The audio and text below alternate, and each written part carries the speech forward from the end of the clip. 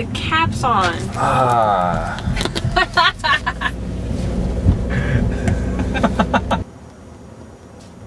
Walking up to the museum.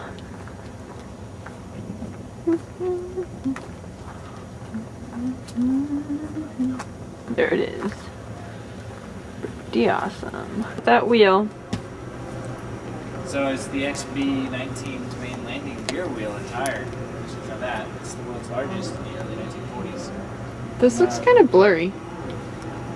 Is there like a focus thing? Let's see. It's probably because it's nighttime, but if you just Stay zoomed out and move your body. Okay, what were you saying about this wheel? Oh my gosh, do I have to start all over? Yeah. Alright.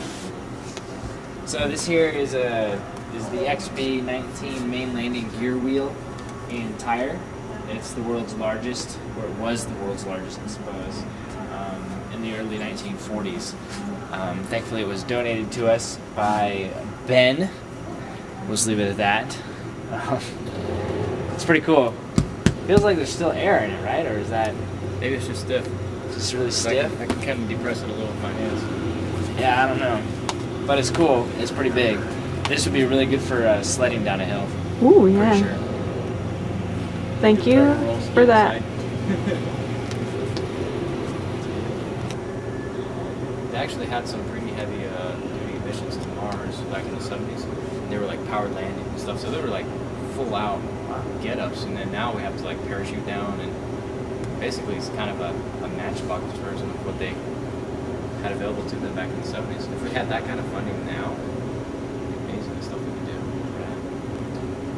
Interesting. Oh yeah. That is a looks like a temporary airfield map. Sweet. Stuff. I like the teeth. Yeah, most people don't know about the ocean campaign. Ocean Island State. It was important. I believe they actually technically invaded the U.S. because they took over of the farthest most outlying islands.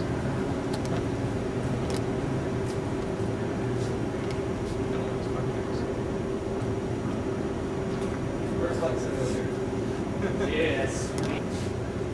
I think I've seen one of these outside of the Safeway.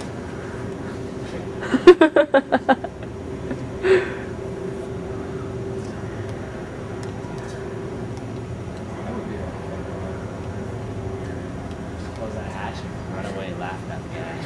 Sucker. 31. See the patent for his how to make her train bus.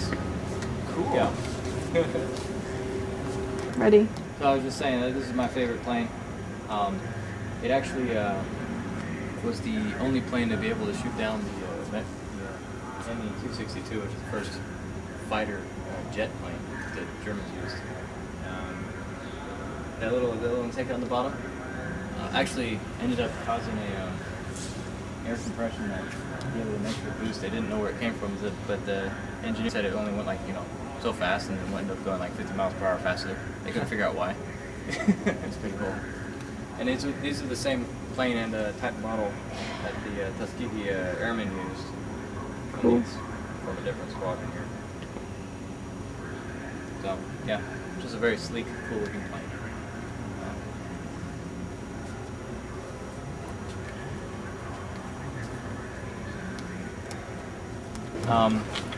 The Enola Gay was the B-29 that dropped the first nuclear weapon, and then the boxcar was the second one. So that's pretty significant. Anyway.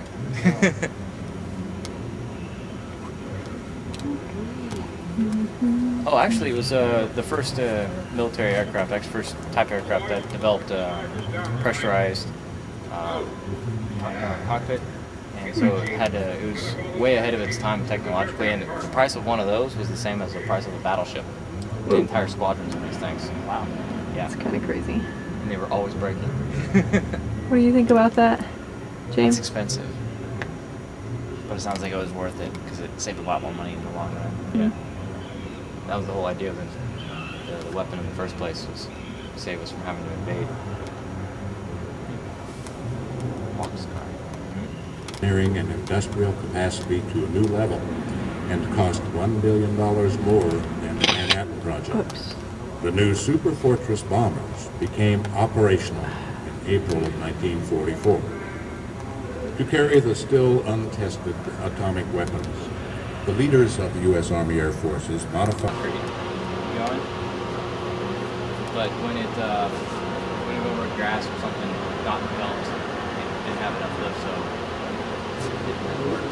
So this is an actual spacecraft found in Area 51. The aliens clearly are not here. They're off in some other lab, I'm sure. But this is proof that aliens do exist, and we have their spacecraft. And now it is kind of here in a museum, kind of like a holding place. You know, kind of like Men in Black. You know, it's kind of like that. This is probably where they got the idea from, actually.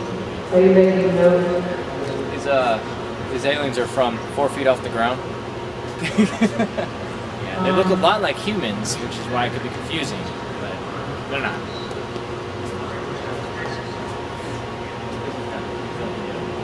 Oh, that's cool.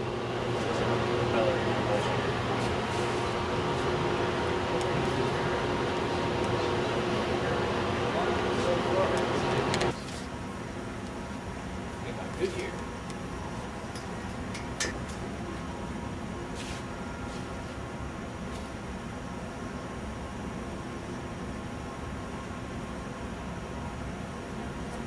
Ready? Yeah, it's on. So here is the XB-36 landing gear and wheel. It's ginormous. It was designed during World War II. At the time, this was the largest wheel ever produced. It's 110 inches in diameter. That's big. It weighs 1,320 pounds. Man, that's a lot. What plane did it go on? B-36. Went on the B-36, the XB-36, which Next is experimental. is, I don't know now. There you go, but it's a big wheel. Look at me. That went around the moon. Cool.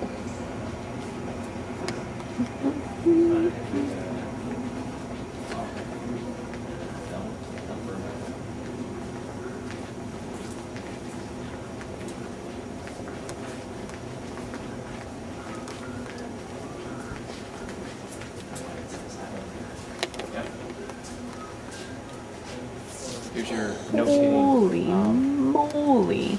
National defense missiles and all that mess. Minuteman 2, Minuteman Titans. Those are gigantic.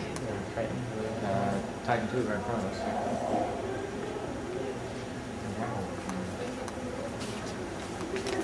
So there was your 8th Air Force replica control tower. There it is. There's the train, amazing. So there's us leaving the museum because I couldn't figure out how to use the camera fast enough when we were coming into the museum.